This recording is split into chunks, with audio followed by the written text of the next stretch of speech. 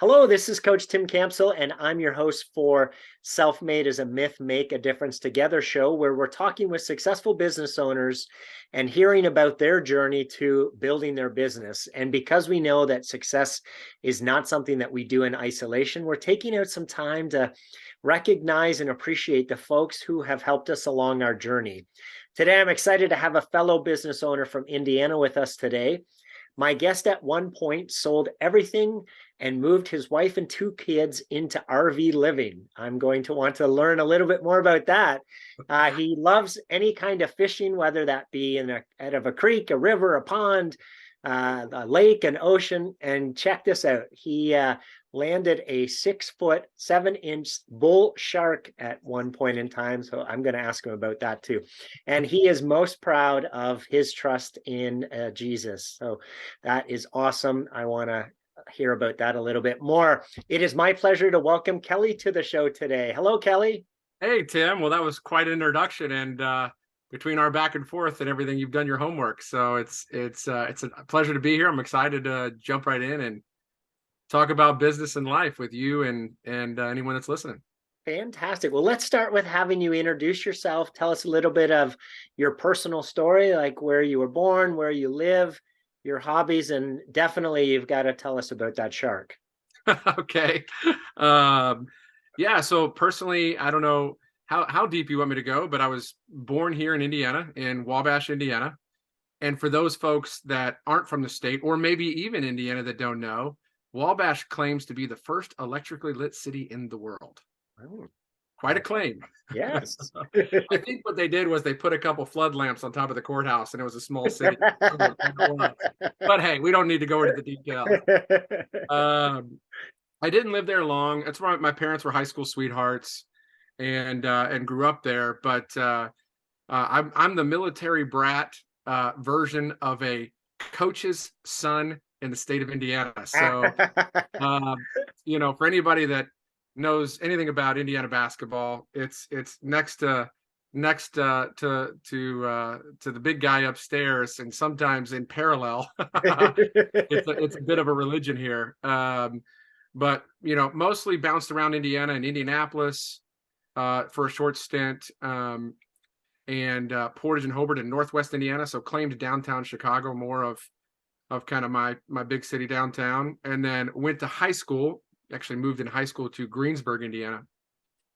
All great places. Picked up really great lessons learned in all great places and all those places. And for a short stint when I was in pre-K, I lived in DC, Maryland area, the Mason-Dixon line for all you East Coasters.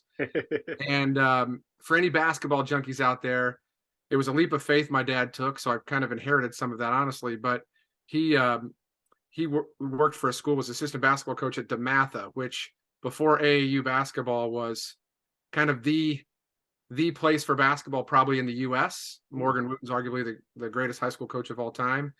And he had the good fortune of being assistant coach with Mike Bray, who went on to Duke and is now the University of Notre Dame basketball coach. So lived out there for a little bit, but mostly grew up in the gym, and have two sisters. One got her PhD in African American history, and she's a professor up in Minnesota and at a small private school up there. And then my other sister was a guidance counselor, and now is a homemaker with 4 little kids. And their family lives in Peoria, Illinois.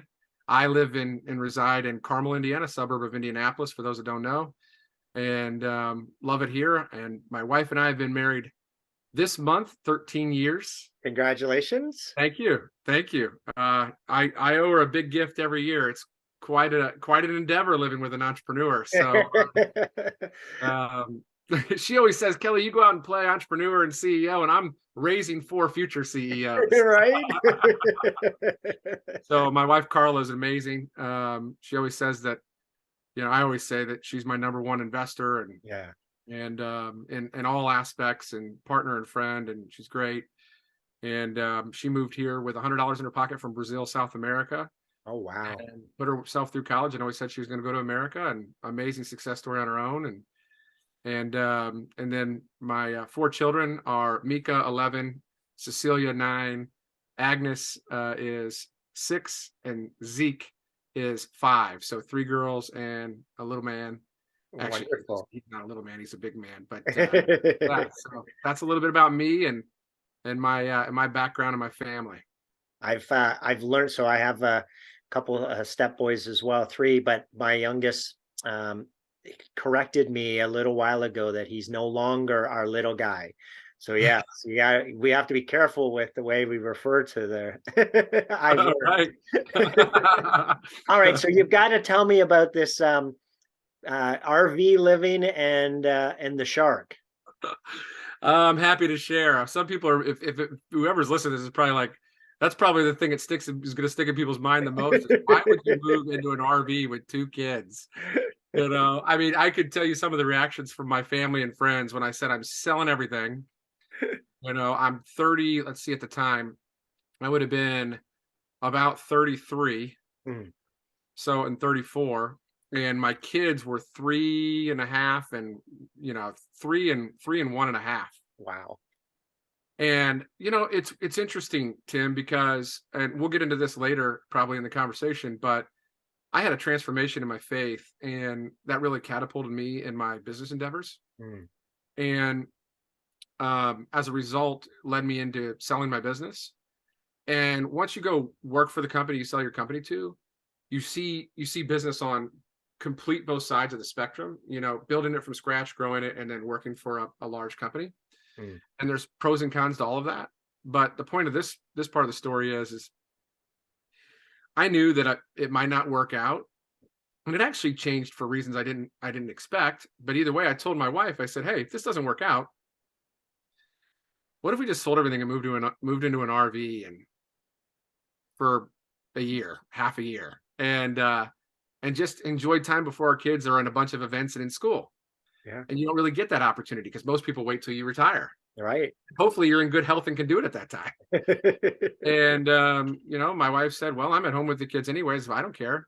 8 months later, I was exiting Herf Jones, which was the company we could talk about a little bit, but I was exiting Herf Jones, and I came home and I said, how about that RV trip? A month Wow. and a half later, the home was for sale.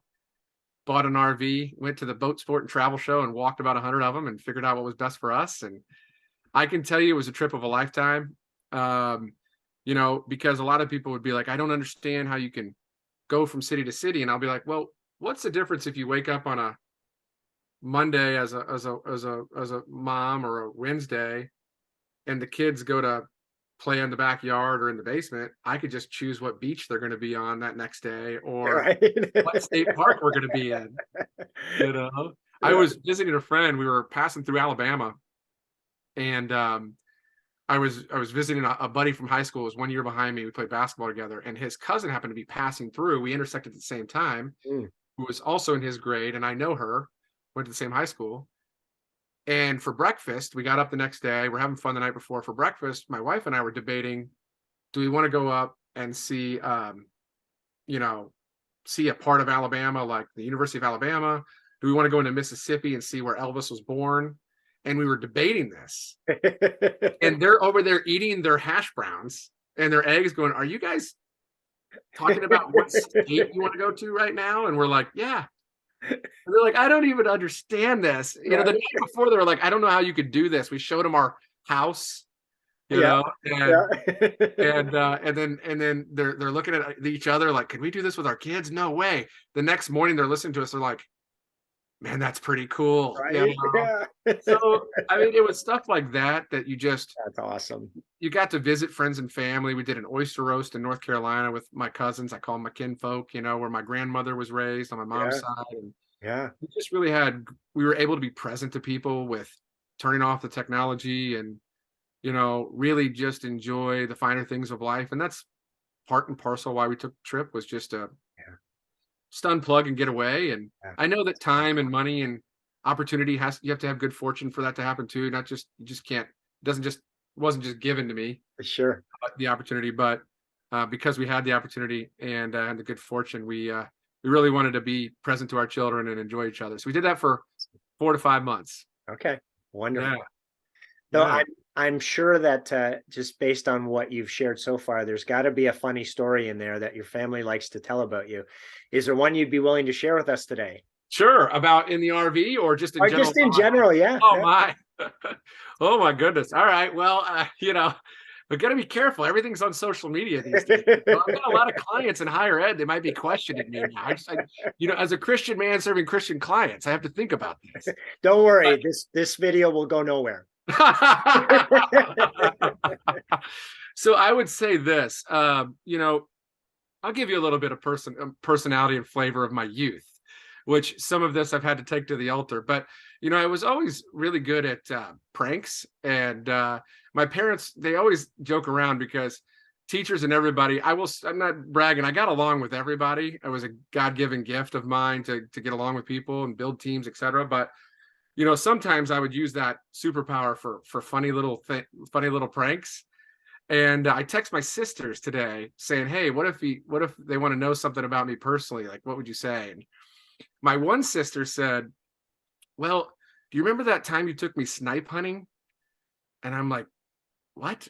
And then I had to think about it. So I found in the Encyclopedia Britannica back in the day, right? That there's this bird called a snipe, and in rural towns, maybe some other people heard of this. You get your younger siblings or friends or relatives to be convinced that you can catch a snipe at night in a bag. So I get pillowcases and I take my sister out and some of her friends and drop them off in the woods and leave for like 30 minutes. So I mean, my sister wanted me to bring that up if I wanted to humanize a little bit of my past. And then a funny little story that they like to tell about me, which maybe I can say this now. I don't know if the superintendent officially knows that I'm involved, but Greensburg, where my dad was a head coach and dean of students for a long time, he was my head basketball coach. There was a senior prank my senior year that there wasn't one for about 20 years. And all of us got tired of it not happening. And I pulled together a committee. Maybe I was involved in the team. You could maybe do some research or call around, but let's just say that I'll fast forward. We wanted to make sure that we didn't ruin the school if we could help it and nothing died. Those were our two requirements. And I like that if we could help it. And that's funny. And then we ended up knowing where the cameras were. Oh my gosh, the superintendent ended up being my first customer, my first business. If he hears this and doesn't know, at the next basketball game, but I go to. So we ended up getting two 70-pound pigs up over the roof and into the courtyard because I knew where there were no cameras. And I'm making myself vulnerable here. Wow, that is awesome. And greased them up, and words trickulated over time. I was out literally not long ago. I was standing outside after church service in Greensburg. Let's call it 4 or 5 months ago. And the guy who was a facilities guy at the time, not the number one guy, came up to me and said, "Hey, I've always wanted to talk to you about those pigs. I got called in because our head maintenance guy was frustrated because he's trying to grab these things and they're squealing and he can't get a hold of them because they're greased." And I've always thought, Kelly, it's the funniest thing. And to know that you were kind of the ringleader of it, I just think your dad didn't know. And it was so funny. And because my dad would have, at the time, if I'd have got caught, was probably furious. Yeah. And to shorten it up, he said, I've handled pigs, so I knew how to grab them by the hooves and get them out of there. And every time anybody brings that story up, I cannot stop laughing to this day. So there's probably other things I did, but those a couple of my more ornery moments maybe that I don't normally share. That is fantastic. Thank you so much for your vulnerability. I love it. So Kelly, tell us how the business came about, and at what time did you have the confidence that you could run your own business? Ooh, good question. Two different questions, I guess. So the business I'm in now is FundED, which we'll jump into, which is it's essentially what we call solar as a service, where there's a lot of moving pieces to it. And, maybe for those in layman terms that don't know the solar side, there's different ways to finance solar and adopt solar. And we exclusively serve schools, and we bring in the capital and construction so schools don't have to lay out any money or incur any debt. And then it's a true service agreement where we take care of everything going forward. So that's the business I'm in now.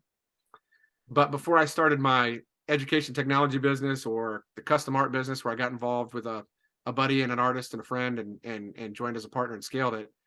I would say that what really got me probably believing I could do my own business was a combination of my parents, Mm. both educators in public education. So believe it or not, how does a pretty stable and conservative environment like public education wear off on an entrepreneur? But my dad was a risk taker. Like I said, he, kind of went out to math and faith and applied, and they thought he was nuts, and the job opened up and he got it.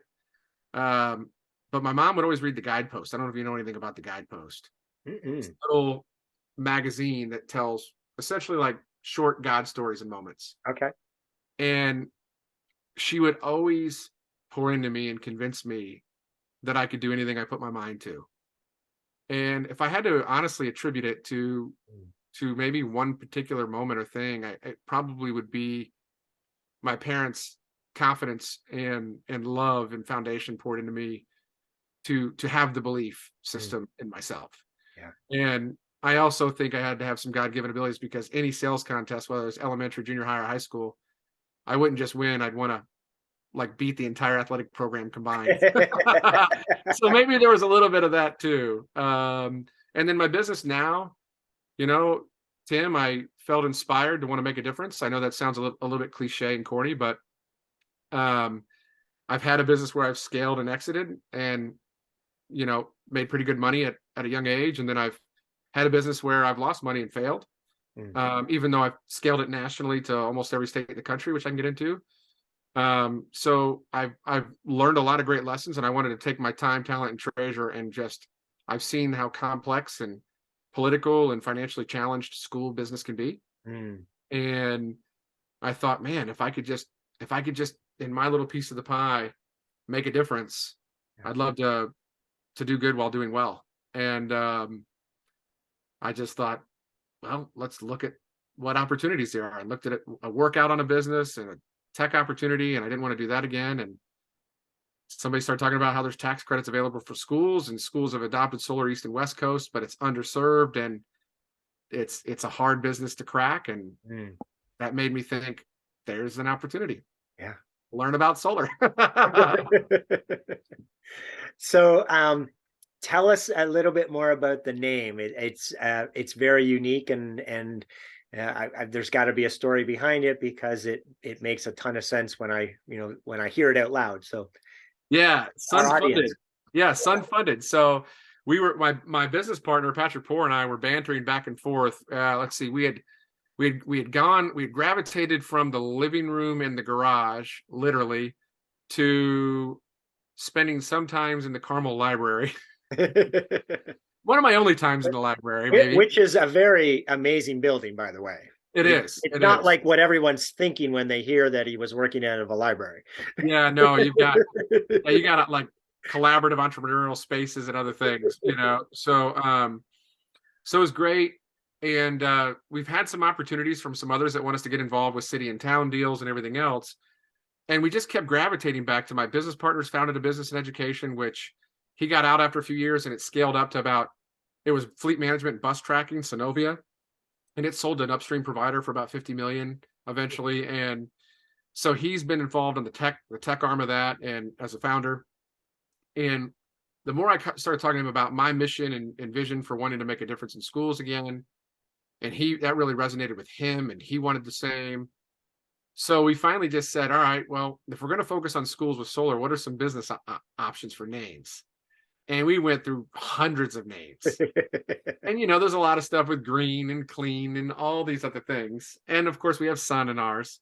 Yeah. But if the money's already there for a school and it's exclusively education, which is why the ED is capitalized, that's just kind of how it morphed into. And the sun is forecasted to be around for those of you who didn't know, and my data junkies, the sun is forecasted to be around for billions of years. And it's free. It's free. Now the panels aren't free, somebody's got to pay for them. But, with the sun being around for billions of more years, and the money already being there for us for qualified schools, and we only serve education, that's where Sun Funded was born. That's awesome. Yeah.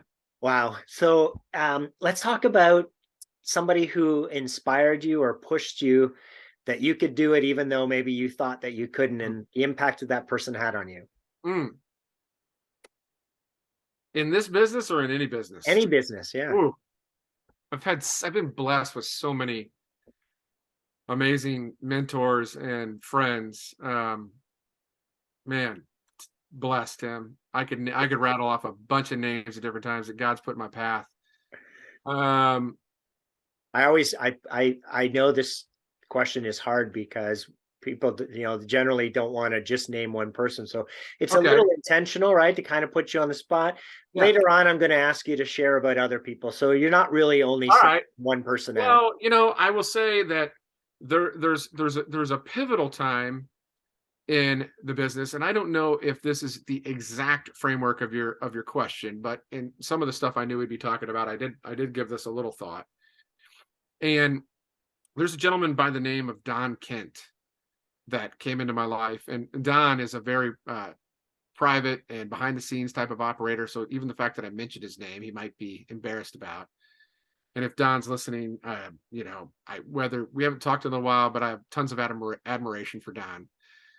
When I was contemplating to sell a business that I had started that started to take off, or to stay in it, he had done some venture work, white glove service where he would get involved as an operator.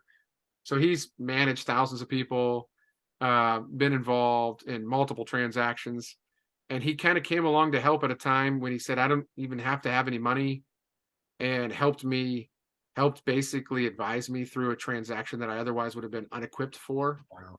and maybe not had the right people at the right time in an Mm. ideal moment. And there was lots of prayer around that, not just by myself, but others around me.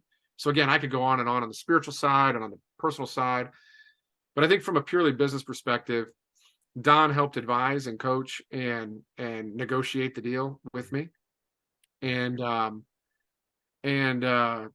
on December 31st, 2012,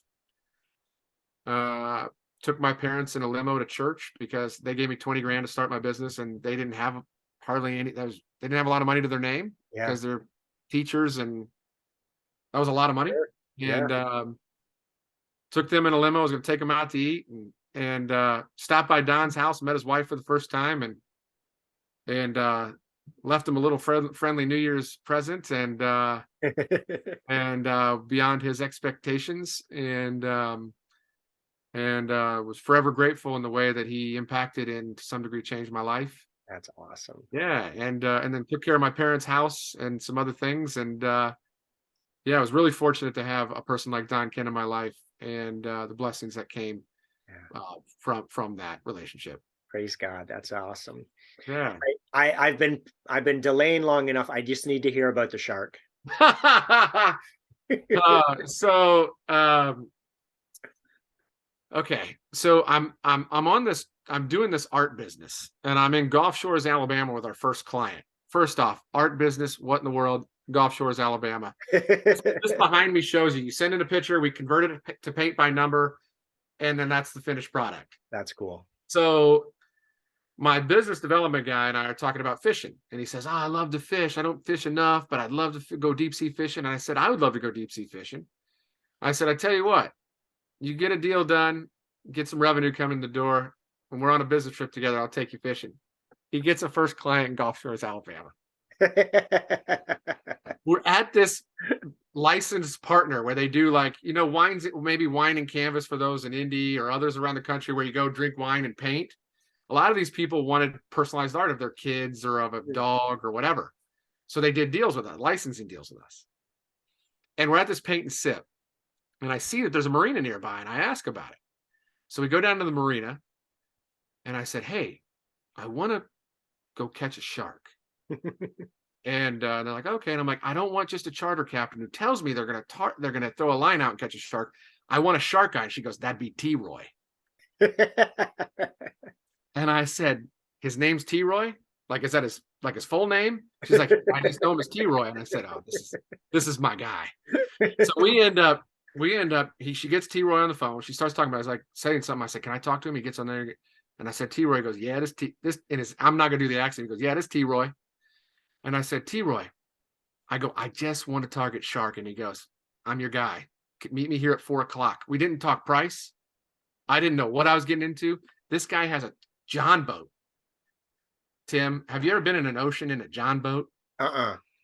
We're in a John boat, and I mean, it's a skiff for a flat bottom for people that know the technicalities, but we're basically in a John boat. His equipment is like duct tape. He's got this hook. He's got this hook that's like this. And I mean, you get on this boat and do I need a tetanus shot or do I need to get excited? You know? And Jesse and I sit down on this boat. We go out. And I said, T-Roy, what's going to happen if we catch a big shark? And he says, he's fixing to get greased. And his eyes, he's about 150 pounds. This guy's 150 pounds soaking wet. His eyes light up like this. And I go, good God, I don't know what that means, but I am excited for this. And he throws out this line on the bottom. By the way, he has 2 buckets with hand drilled holes in them of bait, cut up bait, and he throws it in there because he's chumming the water. And then he throws out this 100-pound line on the bottom, this dead fish, and he throws a big one on the top of the water, 50-pound test with this balloon type thing. And I said, T-Roy, what happens if that balloon goes down? He goes, just hold on. Balloon goes down. He says, hold on, boys. He starts jerking it like this. And then the fish just starts going zzz. He says, hold the pole, hold the pole. I said, Jesse, you got the deal. You hold the pole. And he says, hang on. And I don't know. We're like, hang on. He starts the motor up. And we're going at full speed. Well, it felt like full speed. I mean, we're going probably 20, 30 mile an hour. Yeah. And we're catching up and we're running side by side with this shark we can't see. I'll fast forward the story. We're an hour and a half in and haven't seen the shark. Jesse and I are alternating back and forth because we're 50-pound tests and this thing is working us. The dolphin cruises, they're keeping their distance 200 yards, but everybody's on the one side of the boat and they're all watching us like these bunch of yahoos from Indiana just doing figure 8s out in the middle of the ocean. It's turned nighttime, almost nighttime, and we finally are starting to see this fish, and it comes up and it comes under the boat, and water magnifies things. I thought this thing was 12, its head. I said, are we cutting the line? Are we cutting the line? And he said, nope, hang on. We finally get this fish in about 2 hours and 45 minutes, 3 hours later. Oh my goodness. Weigh it. It's about 300 pounds. I'm sorry, we don't weigh it. We estimate the weight. We measure it and estimate the weight at just under 300 pounds, about 300 pounds. It's 6'7". Wow. And this thing was awesome. And I've been bragging about it. I bet. T-Roy, when we caught it, said, T-Roy, he's been greased. He goes, he's done been greased. It was the greatest fishing episode and adventure. And I've been in your home country of Canada, up there roughing it and living off the wild. And I've done a bunch of other things. You know, this was the most wild and fun fishing adventure I've ever been on. That is awesome. All right. Well, let's shift gears back to business. What's been your biggest learning as a business owner over the years? Ooh. 2 or 3 things. And I got a long list because I've done multiple endeavors, but don't get caught in your own echo chamber.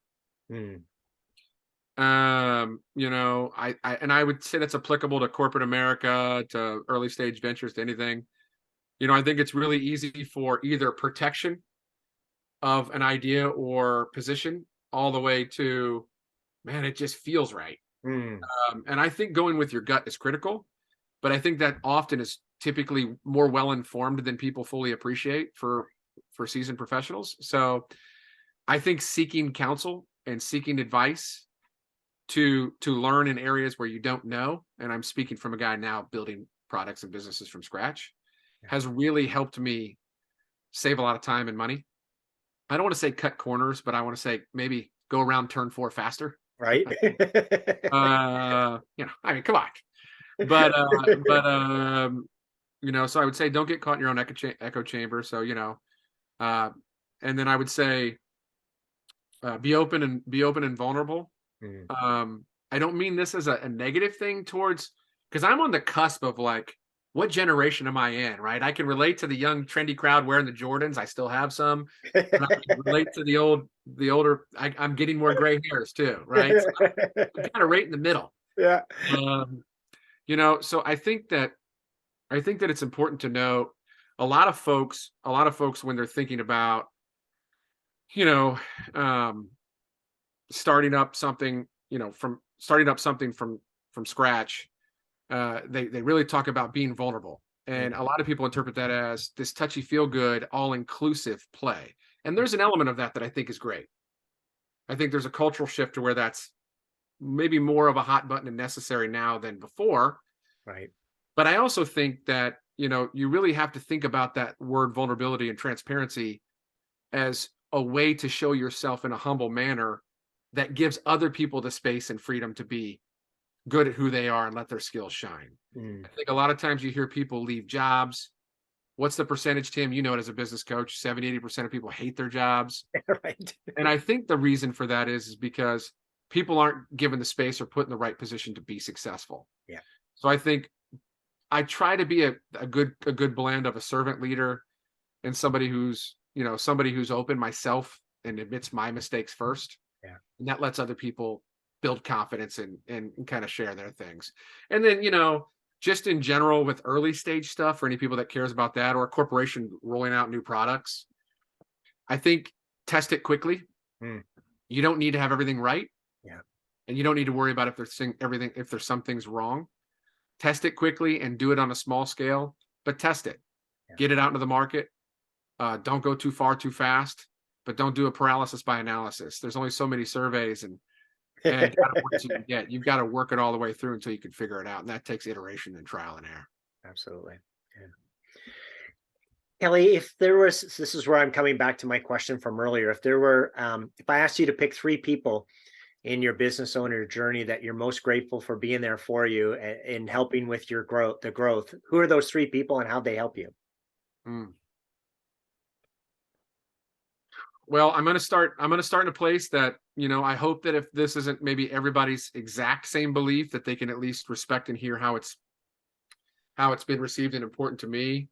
Because I have to share it. If not, I would be going back on some things I've already been promised and promised back. But I believe that Jesus Christ has truly made a difference in my professional journey. Mm. I have countless examples. That's an hour or 2 long full testimony if you or others ever care to hear it. But I have plenty of examples where, and full disclosure, that was not the way I thought and operated and shared. Okay, years ago. I was down and out and pretty much bankrupt, and I had a raw conversation with God. I had gone through a church retreat weekend. I had started to kind of come back into this faith, but I didn't really fully know exactly what it meant, how it applied to business and other things. And I had a conversation with God on whether I should go back into corporate America and make a steady paycheck with a secure job, or if I should kind of keep plowing through a business I was ready to file bankruptcy on. And man, I can tell you multiple people he put in my path, a strong voice that I heard, at least through my heart. Dr. White was the first one to really give me a chance, Eugene White from Indianapolis Public Schools, on a pilot. And so he'd be in the mix. And I think it's because of Jesus Christ I was able to stay the course and actually change into a different business and sell that company successfully in a year and 14 months and become a well-to-do person at 31 years of age. And I would not have been able to do that if it wasn't for Jesus. And a funny story, I always told my parents 20 years before then, I'll never go into education. No money in it. I can't make a difference. It's too slow. Yeah. And my greatest success, this is how Jesus laughs after I gave my business up to Christ and let him lead me down the path. He took me into education, and I sold my business to Herff Jones, a 100-year-old manufacturer of class rings and yearbooks. I'm in a 100-year-old manufacturer in the education space is where I made my most money and had my greatest. So I gotta give credit where credit is due, and I've got 1,000 other examples of stories that are real. They're not just feel good. Um, Happy to share with others on the fence or maybe curious. And then, I also would say that my parents, I mentioned, have been great influences. I've learned a lot even through the struggles with both of my business partners, Kevin Nance West, a great artist and a friend. And we had some challenges and wars together, both as college basketball teammates and as business partners. And then my partner in crime right now, Patrick Poor, we've been through COVID shutting schools down for a year, and that's when we just raised 1.5 million and said, let's serve just schools. Damn. And we've been through, a challenge with a first client, and not the client itself, but a partner we brought in Michigan. And then we've had inflation and costs spike up 30% on construction side. And every one of those challenges, my man and I have been through it with God and lots of friends and family. So I'd say those would probably be some people I'd give credit to. And I've got so many people I can go beyond that, but those would be some of the first people I would mention and thank. Kelly, I love your boldness in speaking about Christ and how he's impacted your life. So clearly you are following a call that he gave you, and I just want to applaud you for following through on that, and putting yourself out there and not being apologetic about who you are and why you are the way you are. So congratulations, man. I appreciate it. I know I got to do my part, but I give all that credit upstairs, my friend. And, there's some quotes out there you can read on LinkedIn and other places where it says, the right time for the truth is it's just always at the right time. Like when you're asked about the truth, you got to share the truth. And when you've experienced it and seen it, because you've been open and vulnerable, I had to change a lot about my life. A lot of people sometimes give Christians a bad rap too, right? Because Christians sin and make mistake all the time. It's a continual journey. It's not I commit and then I'm perfect. And I've had to go through a lot of suffering and struggle to get to this point, and to be able to be confident to share it. And I give all my praise and glory upstairs, and I appreciate you acknowledging that, Tim. There's definitely a difference between somebody who is humble, right, like yourself, and giving the glory where it belongs, and those who aren't humble, right, and kind of pound their chests about their beliefs. And so I believe that folks are going to listen to this and they're going to hear the right message, because you're delivering it in a Christ-like way, as opposed to some of the other ways messages get delivered out there, right? Yeah. And since we're on this topic, we've strategically not wanted to push our business as like a faith-based business, but internally we're building a kingdom business, and it's not for everyone. It's not for every client. It's not for every school, and it's not for every business partner out there, but for the right people in the right time in the right place, it'll be for them. And why I also have to share is because God has put me in detention since I'm in the education space. Like I have, even after some of these transformational activities, I've been put in detention, and I just get tired of going to detention. It's like, if I'm going to get my lumps, I want to at least know I'm doing it the right way. Right? Because when I don't, I just Amen. I don't want to go to detention. Right? It's like the pig story. You knew doing that there was a big probability of you getting in trouble, but you made a calculated decision to do it anyway. But right, right. We were well researched and prepared. So last question here, Kelly. Jim Rohn, he's one of my favorite quotes is, "We become the average of the 5 people we spend the most time with." So as you think about that quote, what advice do you have for business owners or entrepreneurs who have this feeling that they've got to do it on their own, and that they can't ask for help, and that it's something bad if they don't have it all together and can't figure it out by themselves? Oof. Well, so, as you can tell, I'm enthusiastic about the things I care about, and I like to share them in detail. But, I will say this, Tim, there's two parts of that, two sides of that coin. But I think, to summarize it, I would say, first off, if you're an entrepreneur, even if you're not alone, there's going to be times where you feel alone. And therefore, you're not alone. I love it. I am not trying to be a philosopher. That is not my God-given skill set. Okay. But I mean, it is so true. Like in this business, I've done it in every business. And honestly, I think that's why you finally get to the point where you know how to get past the points where most people quit a year or 2 or 3 in. Right. I'm not going to share all of our dirty laundry yet because we're still going through it, but we've had clients know we've almost been down and out a few times at Mm. SunFund and over the years. And I think, Grant Cardone or somebody, the real estate guru or somebody shared a quote where like the only people who fail, are the ones that quit, Hmm. and because inevitably you can run out of money or you can have a thing not work out. But if you let that identify who you are, if your identity is wrapped up in being that entrepreneur, which by the way, mine used to be, that's one of many things in my transformation that's been worked on. But if your identity is wrapped up in your business or businesses or your whatever your vices are, you'll never be totally fulfilled. You'll never be totally happy. And frankly, you'll never be really successful at work, even if you become a multimillionaire, let's say. I would say that, any advice I could give then to kind of on this one side of the coin, wrapping all that up is to say that you're 100% not alone. Mm. For men, what I applaud about women, they seem to be a lot more open and empathetic generally. Yeah. I don't want to stereotype. I'm saying you can look up data, right? If I had a cool drop down data sheet right now, that would help me.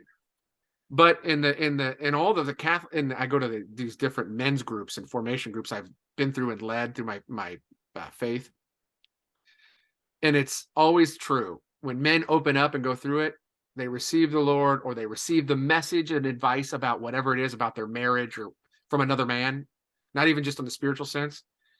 So I think that you as an entrepreneur need to know. I'm telling you 100% from multiple times over. And every time I go through a new early stage venture from idea to growth, it is always the same. There's times where you feel alone. There's times where you're carrying the risk and the payroll and all of these other things. And you are not alone. And it's never as bad as you think it is. Mm. And when you really make it, it's never as great as you think it is either. And so you really need to make sure that you surround yourself with really great, good people that can pour into you and uplift you, and also that aren't just like you. Mm. And that's what I would say the flip side of the coin is. One of the things I identified early on was a lot of people when I started out were my buddies. Mm. We, in my past life, before I shed some of my past, we like to go out and socialize on the weekends, or we like to go out, trying to be diplomatic here, Tim. We'd like to go out and socialize on the weekends, or we'd like to go out, and play golf or seek pleasure, fish all the time, whatever the things are.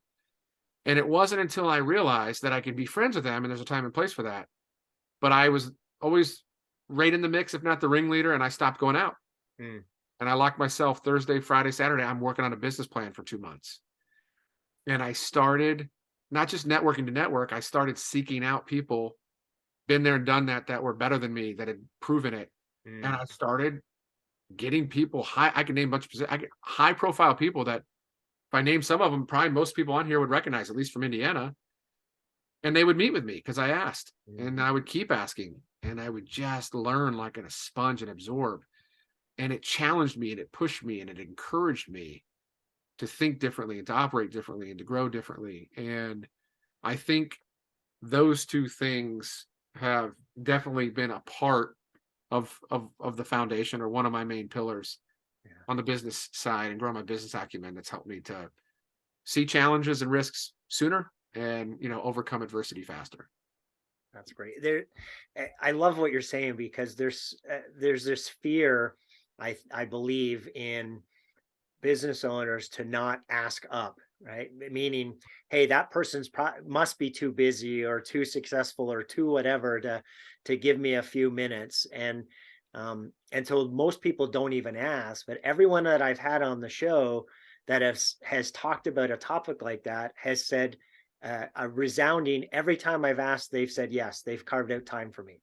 Oh yeah. I think it goes back to the pay it forward idea, right? Because they all remember a time when somebody did it for them and they're going to do it for the person that asked them. Oh, I mean, unbelievable. Like I remember meeting Jeff Belskis. I don't know if you know that name. He used to run the Holman Company and Speedway and Yeah. Indy 11. And I don't want to put him too much out there, but I'm sitting behind him at the Pacers game, and I didn't even know who he and Mark Miles were at the time. How embarrassing is that? And I leaned between Jeff and his wife, and I said, they're playing the Heat in the playoffs. I said, good God, look at Ray Allen's calf muscles. It's like those things have their own zip code, because they were like this big. And they turned around and looked at me. I'll fast forward 10 minutes into a conversation. I get his number. I call him and say, would you like to have a coffee or an adult beverage? He says, sure. We're halfway in. He goes, so what do you, I know you're an entrepreneur. What are you building? What do you need? I said, nothing. You graduated from Indiana State, and I thought you looked like Vince Gill. I shouldn't probably say that. And your wife thought it was funny, and you laughed, and now we're here. And I went to Indiana State. He's like, you're not asking me for money? I'm like, no, you're a neat guy, and we have connectivity on some certain levels. And that's actually how I got a car out onto the Speedway, was because of him. So, it's one of those great stories where I struck up a friendship, happened to meet him in person. Some I reached out to cold, and formed a friendship and have stayed in touch to this day. And that's amazing. It's just asking for help or questions or connections, and it's just been blessed. Yeah. And the worst thing that can happen is someone says, oh no, sorry, I'm busy. Who cares then, right? Well, yeah, but that's not who's in your path, right? It's the Right. old adage, or depending on what you believe, shake the dust off your sandals and move on to the next city. Amigo, Amen. Kelly, it sounds like you've been blessed with some incredible people who have helped you along in your journey. If they were all on the show here today, what would you want to say to them? For anybody watching this that I haven't mentioned, I would say that through the good times and the bad, through the fire, the trials and tribulations, if you were put in my life, you have no idea what an impact you've had on me and probably countless other people, whether directly or indirectly. I love you for it. I thank you for it. God bless you for it. And no matter where we are in our relationship or what has transpired, I hope that you've picked up something from him and through me, and it's helped you to be a little bit better at whatever it is you're doing, and a little stronger, and fighting the good fight, as we seek eternity. So I would just say thank you, and I love you. Awesome. Kelly, it's been a pleasure speaking with you today. Thank you so much for being on the show. Tim, my pleasure. Keep it going. Love what you're doing. Yeah. Oh, thank you. I appreciate it.